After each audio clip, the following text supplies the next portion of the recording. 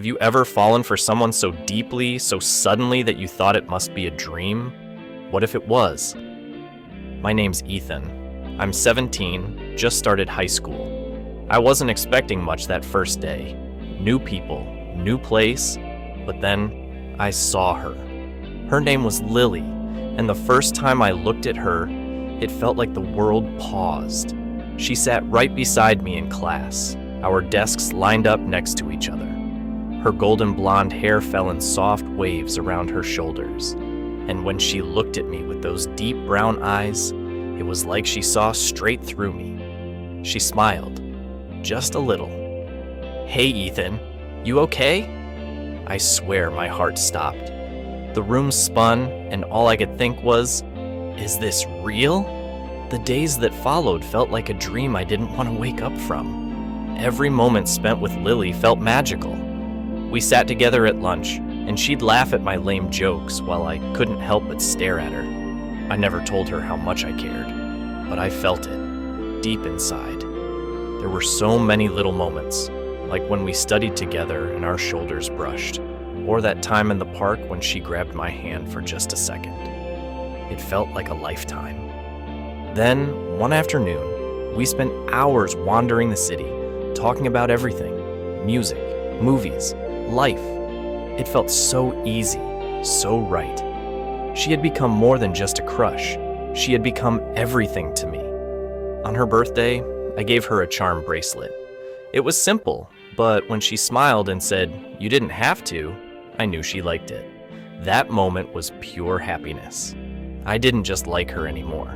I was falling for her, and I had never felt anything like it before. But no love story stays perfect forever. Not when the darkness creeps in. It started with small things, little things that didn't make sense. One day, I took out my phone, wanting to snap a picture of Lily during lunch. She was sitting with her friends, laughing, and I thought, I want to remember this moment. So I clicked the camera. When I looked at the photo, my blood ran cold. There was no Lily, no smile, no bright eyes. Instead, the picture was filled with swirling black smoke, like something was trying to hide her. I shook my head, convinced it was just a glitch. Maybe my camera was broken, right? But something gnawed at me. Why hadn't she appeared? Why only black smoke? I thought I had imagined it. I tried to push it out of my mind. After all, this was just some weird coincidence, right? Then, a few weeks later, it was my birthday. I decided to invite Lily to my party. She agreed, and I couldn't have been more excited. When she showed up, she looked absolutely stunning. In that red bodycon dress, her waterfall braid cascading down her back, she seemed almost perfect. Too perfect. We spent the evening talking, laughing. My friends noticed how often I was looking at her. I couldn't help it. She was everything I had ever wanted. As the night wore on, people started to leave. I was left alone with her, and it felt like we were in our own little world. We stayed up late, talking and sharing things I hadn't told anyone else. I felt like we had this connection, a bond. But then, she excused herself to go to the bathroom. It was late, and the house was quiet. Minutes passed, then 20, then 30. I was starting to feel strange. Something wasn't right. I decided to check on her. I made my way down the hallway, my footsteps echoing in the silence. The bathroom door was ajar. I pushed it open slowly, my breath caught in my throat. And then, I saw it. Lily's reflection in the mirror was wrong. Her face was stretched, twisted, like something was trying to wear her skin. Her eyes were hollow, black, and her smile, it wasn't hers. It was unnatural, too wide, too stretched, and she was staring at me. Before I could even move, her voice echoed through the room. "Ethan, don't be afraid." I froze. The air grew heavy. The lights flickered. The room felt like it was closing in on me. This wasn't her. I stumbled back, panic rising in my chest. But I had to leave the bathroom. I had to get out. I thought I knew who she was. I thought I loved her. But what if the real question was, what was she? I ran down the hall and locked myself in my bedroom. My heart was racing and my mind couldn't catch up.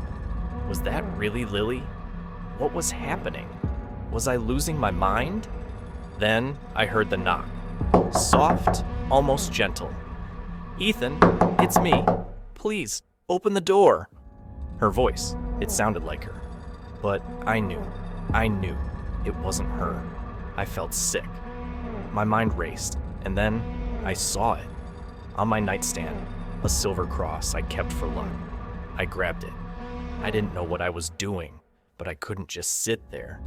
I opened the door, and there she was, standing in the hallway, but her eyes, they were cold. Her face twisted in that unnatural grin. "I love you, Ethan." I stepped back, my pulse thundering in my ears. She reached out for me, but I acted fast. I pressed the cross to her forehead, and in that instant, the house shook. The lights flickered violently. Her scream echoed through the walls. I held the cross there, pressing harder, until her body jerked and twisted. The demon inside her howled in pain. I could feel the heat radiating from her skin.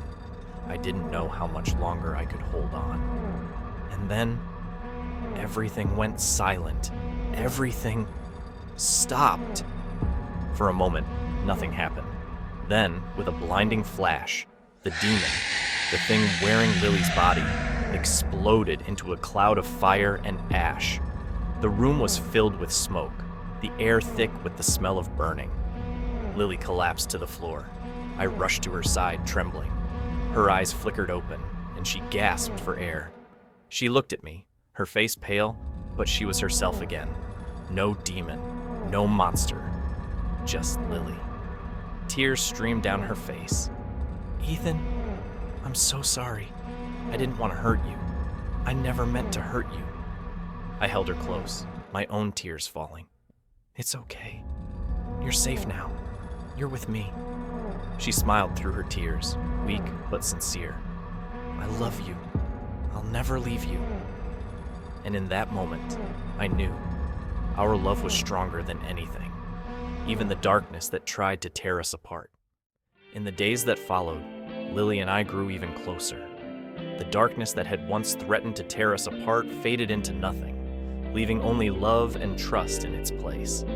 We spent our days laughing, talking, and dreaming of a future together, one free from fear. No more shadows, no more doubts.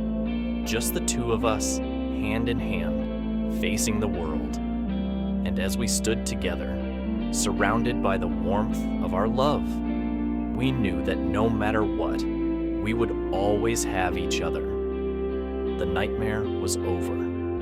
Our love story had only just begun. Well, that's all for tonight's terrifying tale. If you enjoyed the nightmare, don't forget to like, share, and subscribe to Dark Nightmares for more spine-chilling horror stories that will keep you up all night. And before you go, make sure to check out these 2 horror stories. Trust me, they won't let you sleep tonight. Sleep tight if you can.